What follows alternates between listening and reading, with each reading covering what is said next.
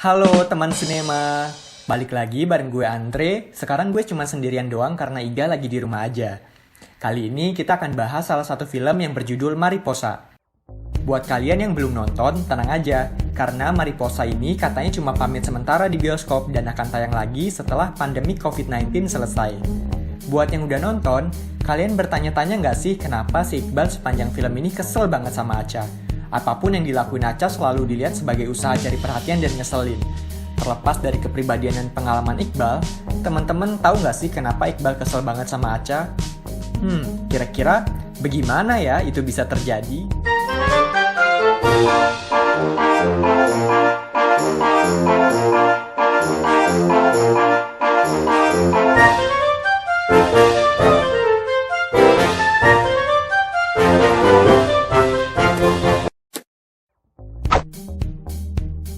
Coba teman-teman perhatiin orang-orang ini. Saat pertama kali kalian melihat Amanda di film, menurut kalian dia orangnya kayak gimana sih? Kalau pas kalian melihat Glenn di film, menurut kalian dia orangnya kayak gimana? Kenapa ya kalian bisa menilai dia orangnya seperti apa padahal cuma lihat dari penampilannya aja? Bahkan kalian belum ketemu langsung. Nah, fenomena inilah yang dikenal dengan halo effect.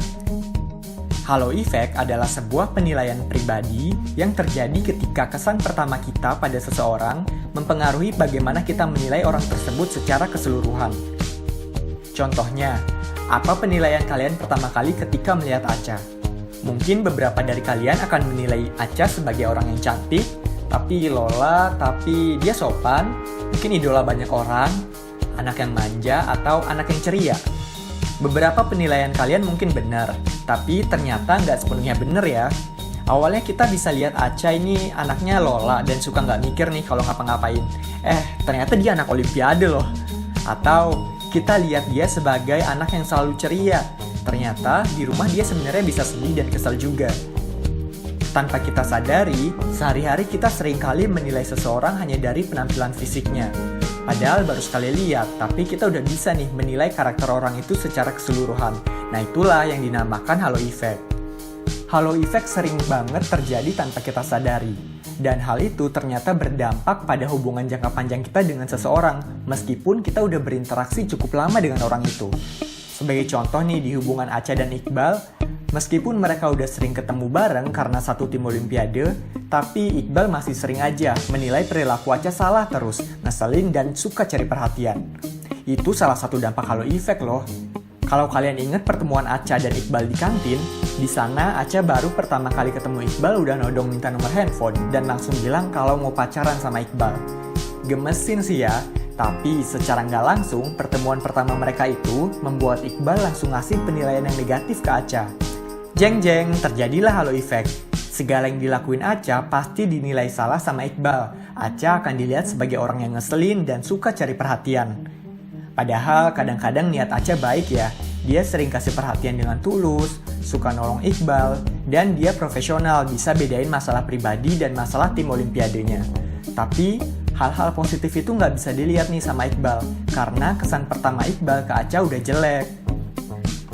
Seperti yang udah tadi gue bilang bahwa halo effect ini berpengaruh pada hubungan jangka panjang kita dengan orang lain, maka kita perlu banget buat menghindari halo effect ini terjadi.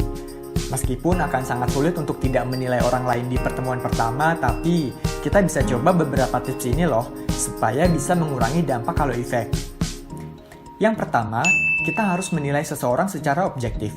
Maksudnya, kita menilai perilaku seseorang itu berdasarkan situasi dan kondisi di mana perilaku tersebut ditampilkan.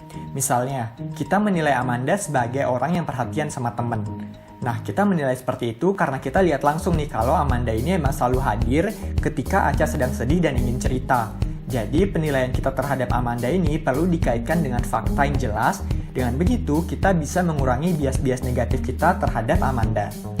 Yang kedua, kita perlu menilai seseorang secara keseluruhan. Kita perlu ingat bahwa perilaku individu itu nggak bisa dilihat dari satu sisi aja, nggak bisa dipandang sebagai hitam atau putih, dan perlu kita lihat secara menyeluruh.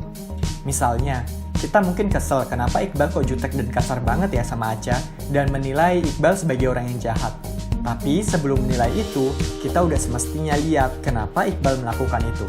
Oh, ternyata dia kayak gitu karena dia juga lagi tertekan sama kondisi keluarganya. Dan Iqbal juga merasa kalau si Aca ini emang udah ganggu kehidupannya. Nah, sekarang udah tahu kan bagaimana itu bisa terjadi? Kalau teman-teman punya pendapat lain tentang adegan yang tadi dibahas, atau punya saran lain nih, film apa yang enak dibahas dari sisi psikologi, langsung aja komen di bawah ya. Kalau teman-teman ngerasa video ini bermanfaat, silahkan di like, share, dan subscribe. Dadah!